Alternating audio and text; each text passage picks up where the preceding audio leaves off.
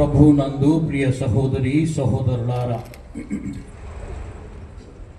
వేదన సహిత మరణం తర్వాత యేసుక్రీస్తు శరీరాన్ని సమాధిలో ఉంచిన తర్వాత అంత నిశ్శబ్దం, నిరాశ.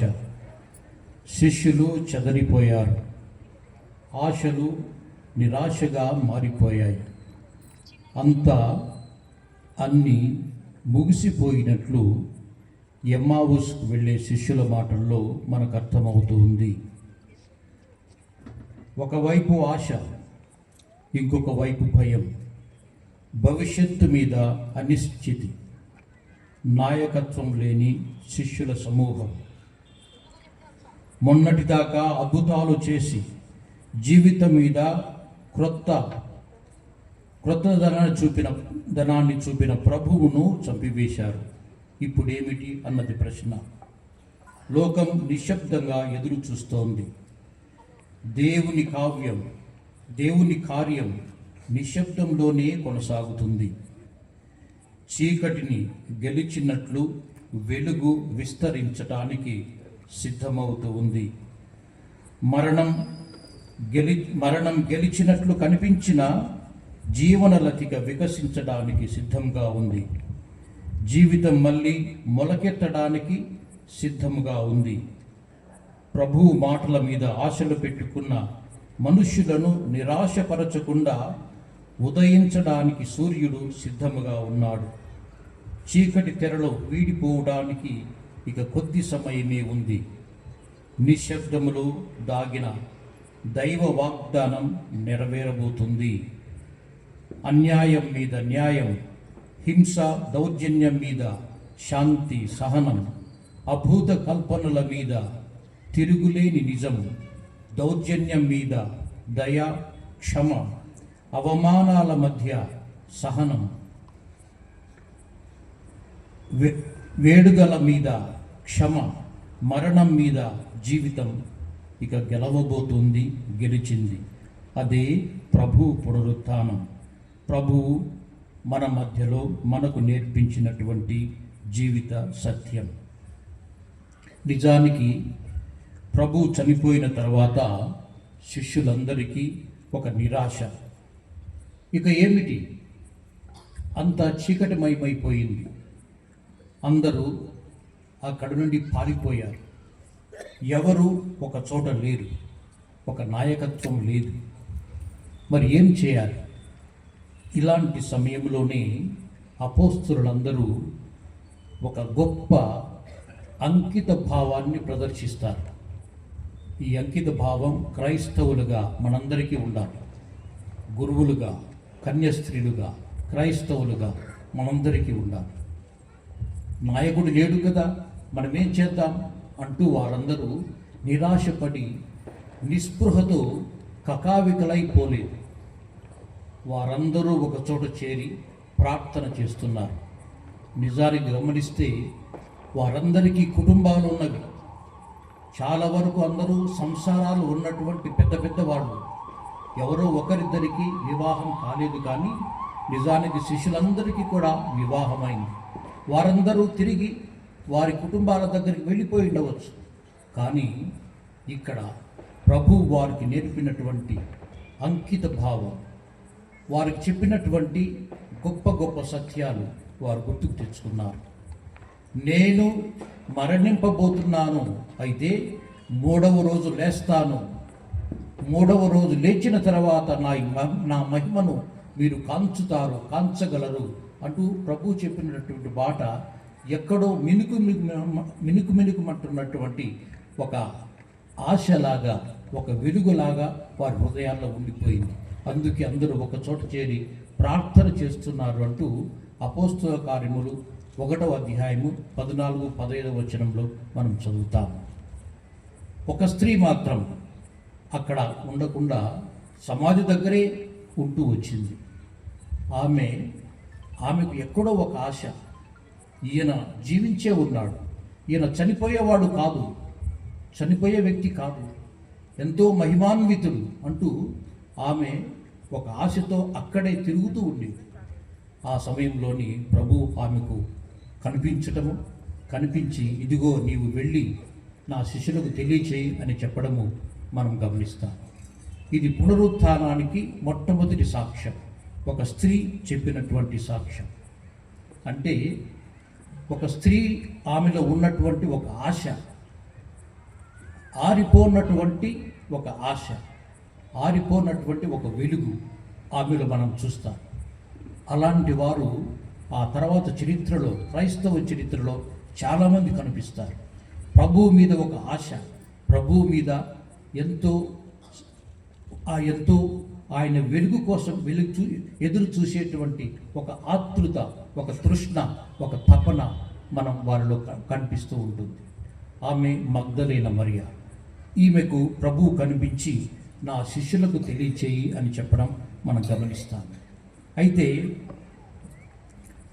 మనకు సాక్షులు ఏమిటి? ప్రభువు లేచారు అని చెప్పడానికి సాక్షులు ఏమిటి?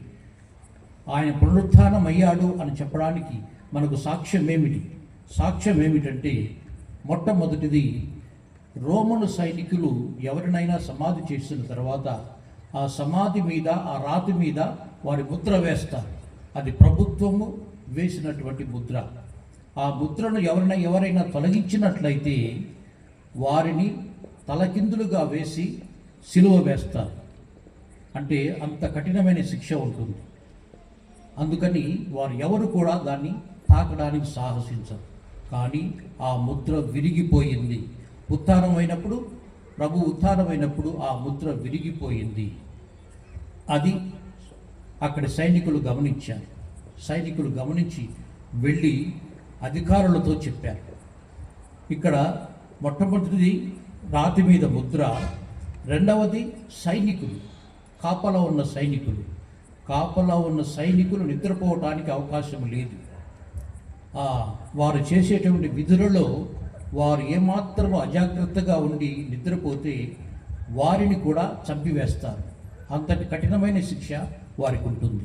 అందువల్ల వారు నిద్రపోవటానికి వీల్లేదు.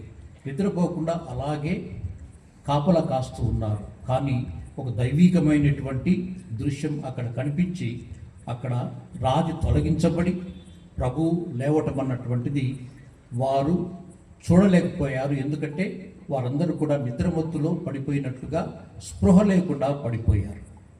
కాబట్టి వారు ఆందోళన పడుతూ రాతి మీద ఉన్నటువంటి ముద్ర తొలగించబడింది, విరిగిపోయింది అంటూ వెంటనే వెళ్ళి అధికారులకు చెప్పారు. కాబట్టి రెండవ సాక్షులు అక్కడ ఉన్నటువంటి సైనికులు, కాపలా కాస్తున్న సైనికులు. వారు నిద్రపోవటానికి వీల్లేదు.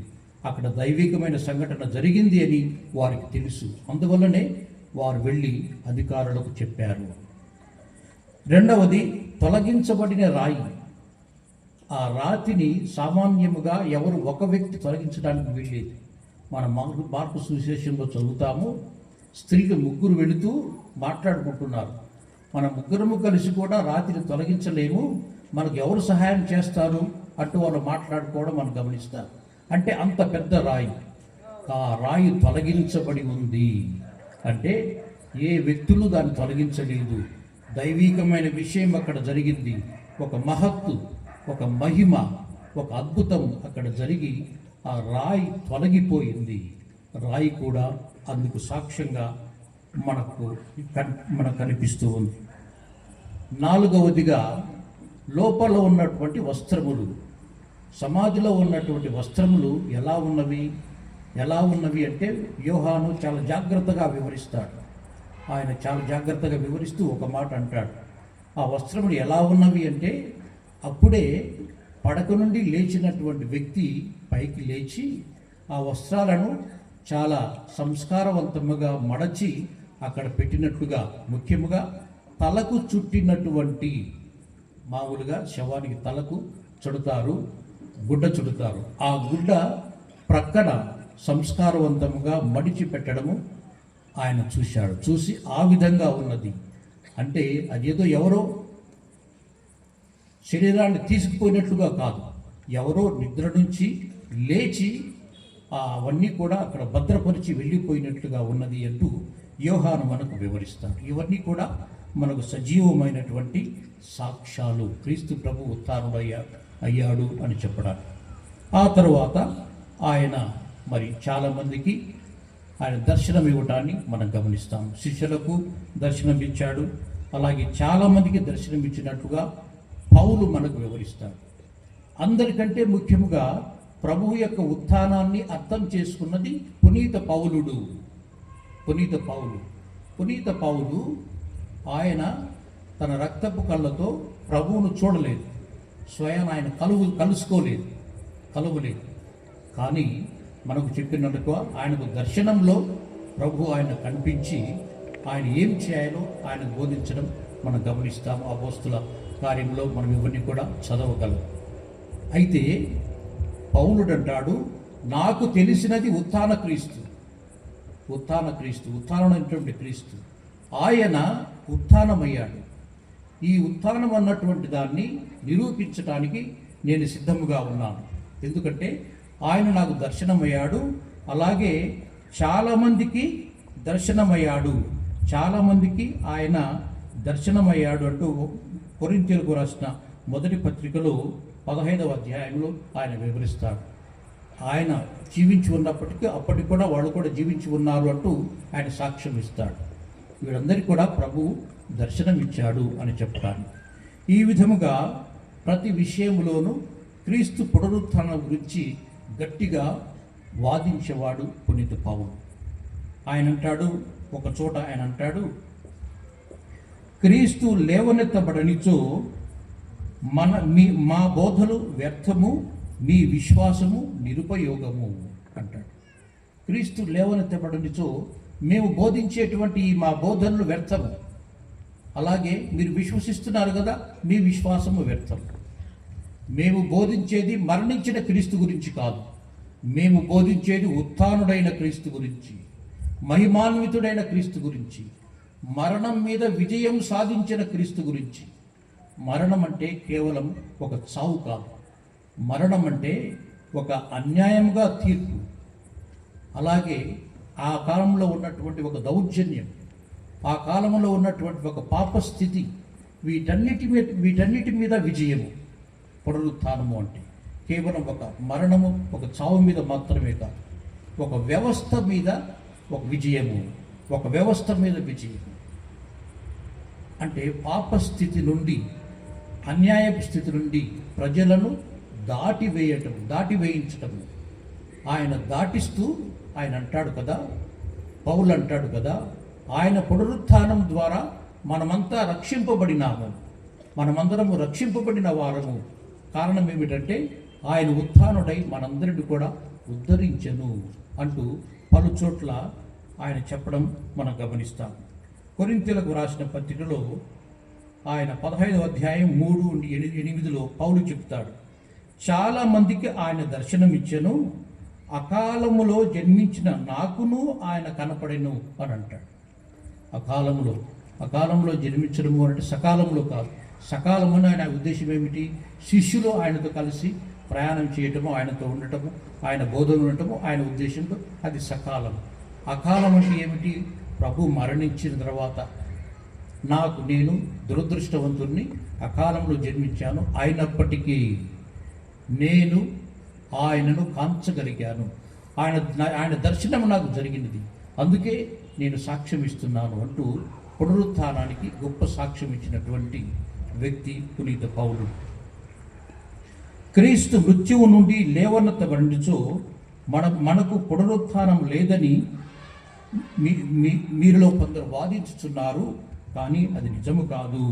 కొరింథీయుల రాసిన పత్రిక 15:12లో క్రీస్తు మృత్యువు నుండి ఆయన లేపబడెను, అది మన పునరుత్థానానికి కూడా అది సాక్ష్యం ఇస్తుంది, అది నిరూపిస్తుంది. అంటే మనము కూడా పునరుత్థానం అవుతాము. క్రీస్తు పునరుత్థానమే అందుకు సాక్ష్యము, అందుకు రుజువు అంటూ ఆయన పునరుత్థానం గురించి గొప్పగా సాక్ష్యం ఇస్తాడు. ఈనాడు మనమందరం కూడా పునరుత్థాన ప్రభువును ఆయన్ను ఆరాధిస్తున్నాం. ఆయన మరణం మీద విజయం సాధించడాన్ని మనం గొప్పగా కీర్తిస్తున్నాం, ఆస్వాదిస్తున్నాం, విజయవంతంగా కొనియాడుతున్నాం. అంటే ఏమిటి? ఒక పాప స్థితి నుండి ఒక మంచి స్థితిలోకి చేరుకోవటం. ప్రభువే అన్నాడు, స్త్రీలతో ఒక మాట అన్నాడు, నా గురించి కాదు, మీ గురించి, మీ బిడ్డల గురించి విలపించండి అన్నాడు. నేను నా తండ్రి ఆజ్ఞ ప్రకారము నేను ఈ విధంగా చేస్తున్నాను. సిలువను మోసుకుంటూ వెళుతున్నాను, నేను మోస్తున్నాను, మరణాన్ని స్వీకరించబోతున్నాను. అయితే విజయవంతమై తిరిగి లేస్తాను. అయితే నా కోసం విలపించవద్దు, మీకోసం. నేను చేస్తున్నది మీకోసం. మీరు ఇవన్నీ గమనిస్తున్నారా? మీరు ఇవన్నీ చూడగలుగుతున్నారా? ఈ మహిమను మీరు చూడగలుగుతున్నారా? మీకు అర్థం అవుతుందా? మీ పాపస్థితి నుండి మంచి స్థితిలోకి మీకు రావాలి. అదే నా తాపత్రయం, అదే నా అభిలాష అంటూ ప్రభు పదే పదే చెప్పుకుంటూ వచ్చాడు. మనము ఇవి అర్థం చేసుకోకపోతే ప్రభు చేసినటువంటి ఆ త్యాగానికి మనము అసలైనటువంటి అర్థాన్ని మనం ఇవ్వటం లేదు, మనం సరిగా అర్థం చేసుకోవటం లేదు. కాబట్టి ప్రభువు చెప్పిన విధముగా నేను ఎందుకు మరణించాను? మీకోసము, మీ పిల్లల కోసము.